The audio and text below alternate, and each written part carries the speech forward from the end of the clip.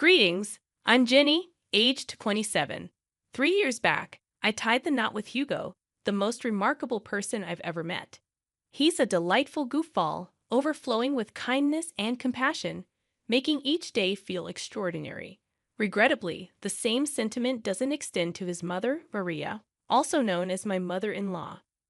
For reasons unknown, Maria has harbored animosity toward me since day one, a sentiment I comprehend. After all, Hugo is her cherished son, and she's merely safeguarding his interests. However, I firmly believe she sometimes crosses the line. Maria has a knack for subtle injustices that seem innocent but are actually calculated to incite frustration, painting you as the unreasonable one. We all have encountered someone like her. Unfortunately, she happens to be my mother-in-law. I was brought up differently. I'm inclined to call out nonsense and rarely hold back. Perhaps that's what drew Hugo to me. Our contrasting personalities attracting each other, as they say. Having studied psychology, I can discern Maria's ill intentions. Our dominant personalities clash, which likely led to her first words to me. "Jenny, don't you think it's time to stop eating so much?" The table fell silent, stunned. Mortification painted my face pale as Hugo Kyle, my father-in-law, and Maria's son, reacted. Hugo, though embarrassed, admonished his mother. "Mom, that's terrible to say. Jenny can eat as she pleases." Maria backpedaled, claiming concern for my well-being, citing old photos where I appeared better. Despite my embarrassment morphing into irritation, I kept calm, not wanting to cause a scene during our initial meeting. I graciously accepted her unsolicited advice. As time passed, such incidents increased in frequency and intensity. Despite bonding with everyone, Maria remained the sole dissenter, her disdain unfounded. Even Hugo's childhood friend, Jack, embraced me. Yet Maria persisted, even on my wedding day, behaving like a bridezilla, trying to undermine me. "No, her hair should be in an updo like mine was. But you look so ugly." Maria's antics persisted, but amid the turmoil, I cherished the love and acceptance from the rest of Hugo's family. The gasps from the bridal party were audible, yet I found myself, unsurprised, having grown accustomed to such situations. In an attempt to rectify her words, my mother-in-law hastily backtracked.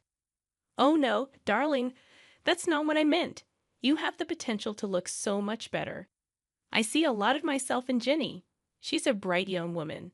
Despite looking better at her age, I'd like to say she's beautiful in her own way." While my father-in-law managed to quell her ruthless antics on that day, the lingering pain and bitterness persisted.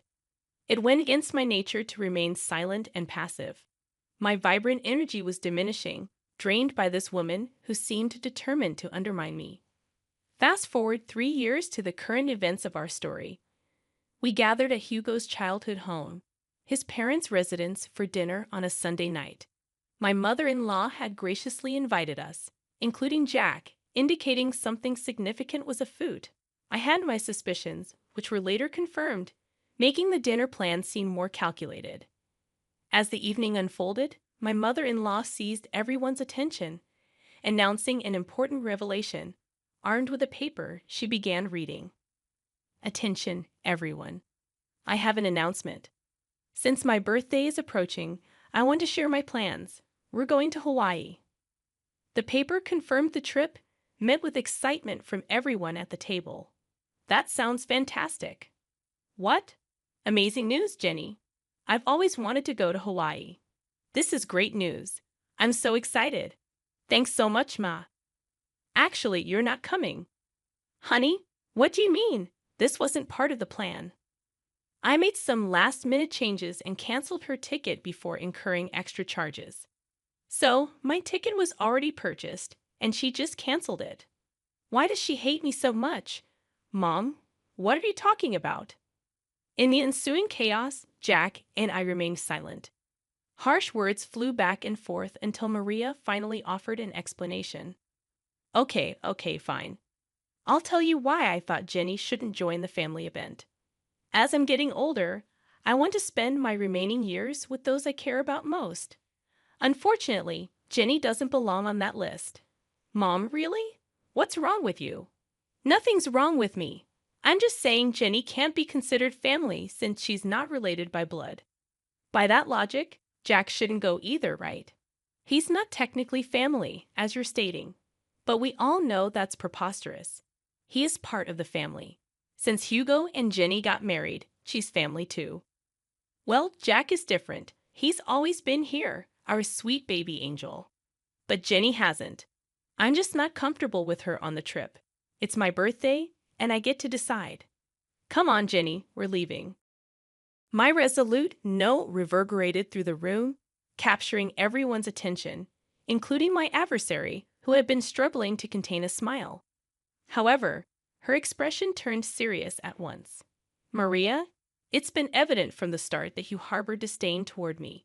For 3 years, I've endured your unbearable behavior. Do you think we're blind to your actions? Do you believe we don't see your narcissism? Watch your tone, young lady. Remember, you're in my house. And it won't be for much longer. In fact, I'm about to leave. But before I go, there's something I need to say. I addressed my beloved husband, whose eyes burned with anger as he looked at his mother. Darling, I love you completely, and I've tried to weather this storm for so long. But it's clear now that your mother will never embrace me into this family, no matter how hard I try or how often I hold my tongue. She'll always find fault with me. You should go on this trip. You can't miss it. Despite her quirks, she's still your mother, and you love her, and she loves you. So go. Don't worry about me. I'll manage. Turning to my mother-in-law, who appeared stunned by my words, I continued. And as for you, unfortunately for you, I'm in love with your son, and I'm not going anywhere. You might think you can push me out, but I'm here to stay. Even in Hawaii, you'll be thinking of me because, let's be honest, I think you're fixated on me. How dare you? I ought to slap you right now. I'm not done. You're fixated on me, obsessed with tearing me down, and I can't fathom why when all I've done is extend kindness and patience, even when you didn't deserve it. But enough is enough. If you don't want me in Hawaii or consider me part of the family, fine. But I will always be here. As long as I breathe, I'll be here for Hugo, Kyle, and even Jack, but never for you. In that moment, I realized I had finally silenced her. She stood with her mouth agape, seemingly searching for words that her mind wouldn't allow. I bid farewell to the other family members, kissed my husband on the cheek, and headed towards the exit. Let me drive you home, at least. I can't let you take a cab. Don't worry about me, babe. I love you. And thank you for loving me. But I'll be fine. You have a trip to discuss. Okay, if you say you'll be fine, I'll believe you. Oh, don't forget your purse. Right, my purse. I left it in the kitchen. Upon reaching the kitchen, where Maria had retreated, presumably to catch her breath after the altercation, I encountered her. What do you want? Don't worry about me, sweetheart. I'm just here to collect my things. Well, make it quick. I want you out of my house. I can't believe you said those things to me. With that, she swiftly stormed out, too filled with anger to see me off. In that moment, I scoffed at her absurdity, grabbed my purse, and noticed a piece of paper next to it. Assuming it was the trip itinerary, I grabbed it to sneak a peek at what I was missing. As I began to read, I discovered Maria's handwriting. Dearest Jack, you've always been like a son to me, and I love you dearly. Oh, it's a letter to Jack. A bit strange, but I suppose it's thoughtful. For some reason, my curiosity led me to read further. The love and care you've shown me throughout the years will never be forgotten. Regrettably, even in my son Hugo's case, I feel the love we once shared is no longer there. Wait, is she saying she loves Jack more than Hugo? That can't be right. Persisting in reading the letter, each line intensified my astonishment. The revelations were difficult to fathom. Although I recognized it wasn't my place to read the letter, I couldn't help but be grateful for stumbling upon it. After absorbing its entirety, I paced the kitchen, contemplating my next steps. Suddenly, it struck me. Everyone who needed to know about the letter was in that room. It was time to act. Rereading the letter to confirm its contents, I sauntered into the dining room, where only 3 pairs of eyes met mine. Jenny, I am profoundly sorry for what my wife is subjecting you to. Don't worry at all. You're coming to Hawaii with us. She's just going through a rough patch right now. I'll talk to her and make her see reason. I don't know what's gotten into her, but I'll sort it out, I promise. Kyle, please don't concern yourself with me. As I mentioned, I'm fine. In fact, I've stumbled upon some interesting news that I need to share with everyone, especially Hugo. Hugo and Jack perked up, a flash of worry crossing Hugo's face. Perhaps he feared I was overwhelmed and considering a divorce. Whenever I complained about his mother, he'd empathize, marveling at how I endured her antics. I'd reassure him it was my love for him that kept me going. Noticing Maria's absence, I inquired, "Where is Maria? She needs to be here for this too." I mentioned earlier, she's a bit under the weather after your confrontation. Mentioned a headache and opted for a nap upstairs. She won't be down for a while. You know how she is about her beauty sleep. Familiar with Maria's peculiar habits that often inconvenienced others, I sighed in frustration. This is crucial. She has to be here. It's okay, Jenny. You can share with us, and we'll fill her in when she wakes up. Contemplating the information I possessed, I hesitated. I wanted to witness her embarrassment. I think you should go ahead and tell us, sweetie. It's okay, and you know Hugo struggles with anxiety. It wouldn't be good to keep him waiting. True. Hugo's anxiety could escalate quickly, and I observed him beginning to fidget in anticipation. All right, I'll share with you what I found.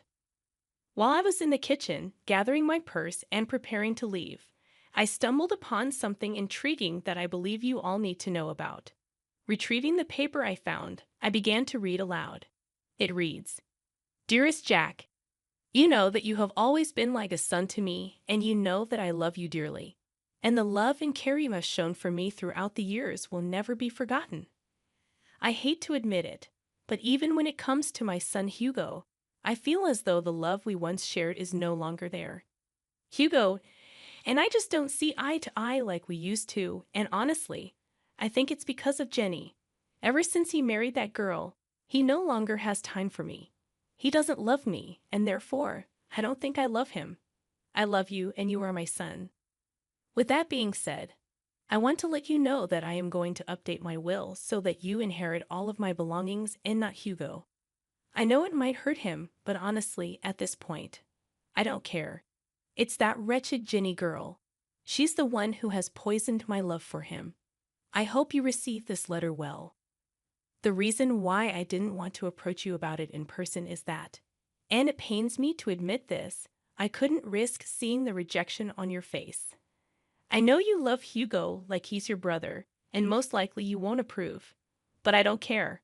I'm giving you everything: the money, the house, the cars, and even my small businesses. They're all yours, whether you like it or not. If you want to talk about this further, please call me, and we can discuss it. I look forward to hearing your response.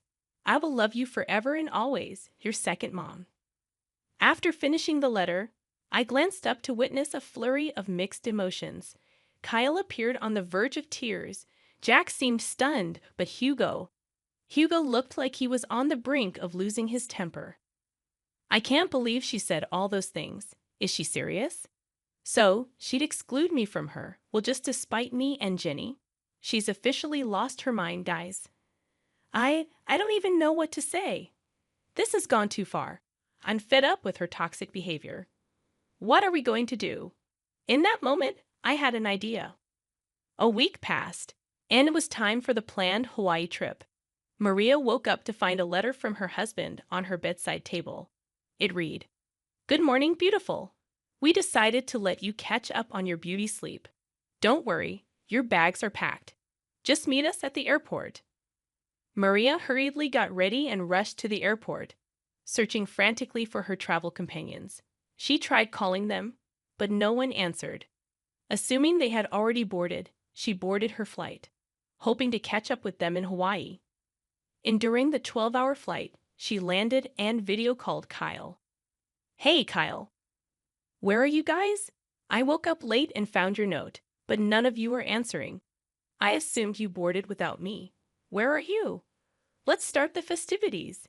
That won't be happening, Maria. What do you mean? Where are you? I'm at home. What? Why are you at home? You see, Maria, Jenny brought some important information to our attention last week, and since then, we decided we'd rather spend time in Florida with her than anywhere else with you. Maria gasped. You think we wouldn't find out? What, my baby? Don't baby me. You were really going to cut me out of the will, Mom. Who?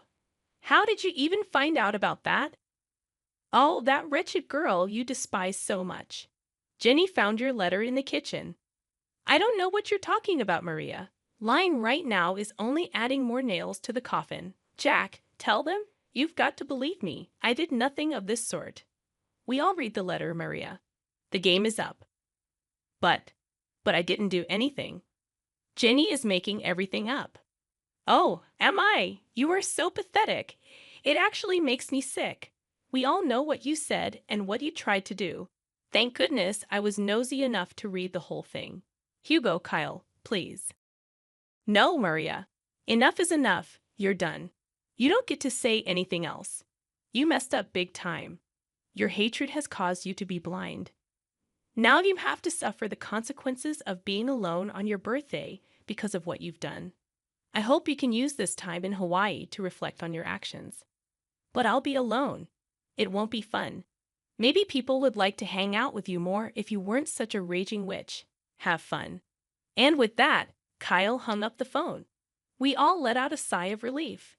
I was the first person to start laughing, eventually joined by Hugo, and before we knew it, we were all bursting with laughter at the dining table, just laughing at the sheer absurdity of the situation.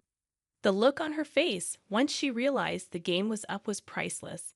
Her face turned pale, all the blood drained from her face, and it was evident that it was the first time in a long time that she felt embarrassed. Marianne had to spend her vacation alone, frequently calling Kyle to see if he would at least come and join her because canceling the reservations she made would be expensive. But every time he kept denying it, stating that when she comes back, they were going to have to implement some ground rules if she still wanted to be married to him. Maria began to be very apologetic and frantic, a complete 180 from her usual demeanor, which was genuinely surprising. Hugo also mentioned that if Maria still wanted to be in his life, she had to make a drastic change in her attitude. Otherwise, he was ready to walk out of her life forever. Their relationship remained rocky, and Hugo asserted that if Maria ever disrespected him again, even with the smallest snide remark, he would cut her off completely, just as she had planned for him. As for Jack, he decided it was best to stop being overly accommodating to Maria, as it was clearly enabling her toxic behavior. So not only did Maria end up spending a miserable time in a beautiful place, but she also risked losing the three most important people in her life. She now has very strained relationships with all of them, and she has to change for the better. Regarding me, I messaged her, stating that I need time to decide if I'm going to forgive her for all of her injustices. She was apologetic and begged me to talk some sense into the men in her life. I refused, stating that this is the bed she made for herself, and now she has to lie in it. To this day, Maria is still attempting to mend the very broken relationships that she caused. I just hope she learned her lesson.